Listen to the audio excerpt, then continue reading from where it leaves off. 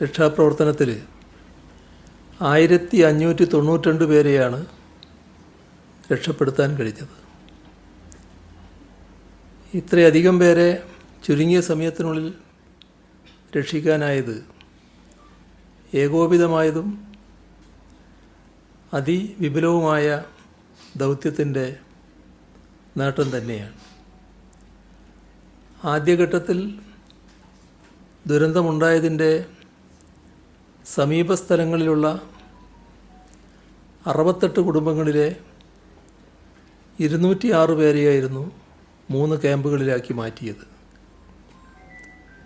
ഇതിൽ 75 പുരുഷന്മാർ, 88 സ്ത്രീകൾ, 43 കുട്ടികൾ.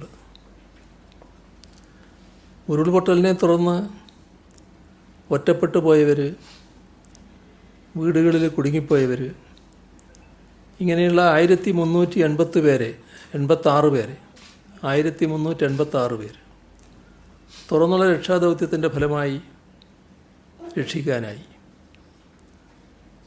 ഇതിൽ 528 പുരുഷന്മാർ, 559 സ്ത്രീകൾ, 299 കുട്ടികൾ 7 ക്യാമ്പുകളിലേക്കായാണ് മാറ്റിയത്.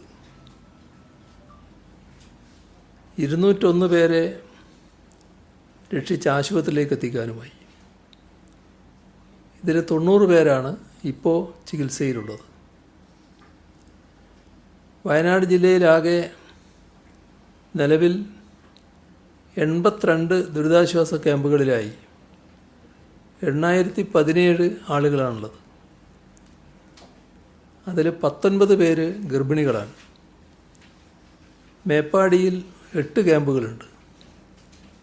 മൊത്തം 421 കുടുംബങ്ങളിലായി 1486 പേർ 1486 പേർ ഈ ക്യാമ്പുകളിൽ ഇപ്പോൾ കഴിയുന്നുണ്ട്.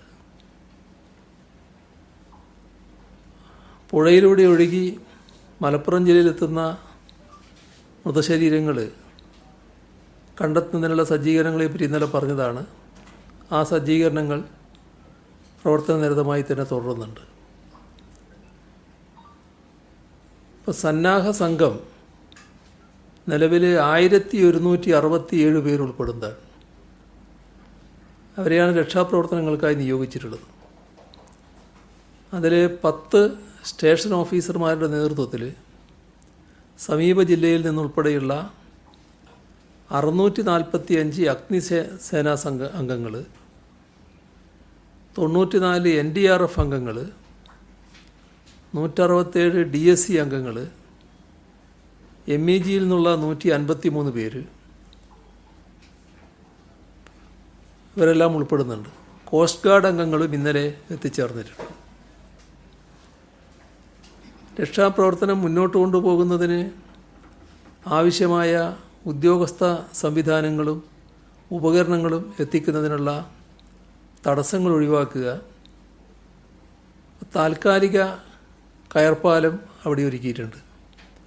ആ താൽക്കാലിക കയർപ്പാലത്തിലൂടെ റെസ്ക്യൂ ടീമിനെ എത്തിക്കുക. ഇതിനെല്ലാം പ്രത്യേക പരിഗണനയാണ് നൽകുന്നത്. റോഡ് തടസ്സം ഒഴിവാക്കാൻ കർശന നിർദ്ദേശം നൽകിയിട്ടുണ്ട്.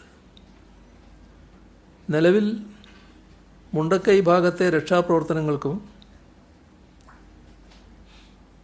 പ്രഥമ പരിഗണന നൽകിക്കൊണ്ടാണ് നീങ്ങുന്നത്.